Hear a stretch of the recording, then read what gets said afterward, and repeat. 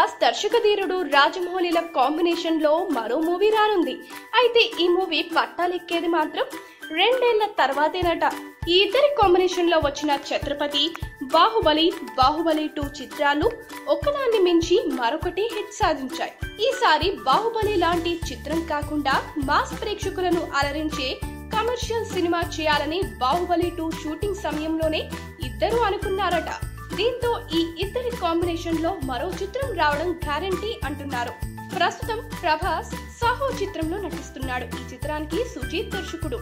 ఈ చిత్రంలో ప్రముఖ బాలీవుడ్ నటుడు చంకీ పాండే విలన్ పాత్రలో నటించబోతున్నట్లు టాలీవుడ్ వర్గాల సమాచారం. ఇప్పటికే ఇందులో ప్రతినాయకుడి పాత్రలో నీల్ నితిన్ ముఖేష్ నటిస్తున్నాడు. మరో విలన్ పాత్రలో చంకీ పాండేను ఎంపిక చేసినట్లు చిత్రవర్గాల సమాచారం. ఇందులో ప్రభాస్ కి జోడిగా అనుష్క శెట్టి నటిస్తున్నట్లు తెలుస్తోంది. ఈ చిత్రాన్ని చాలా స్టైలిష్ గా తెరకెక్కించబోతున్నట్లు టీజర్ ద్వారా దర్శకుడు సుజీత్ చెప్పకనే చెప్పాడు.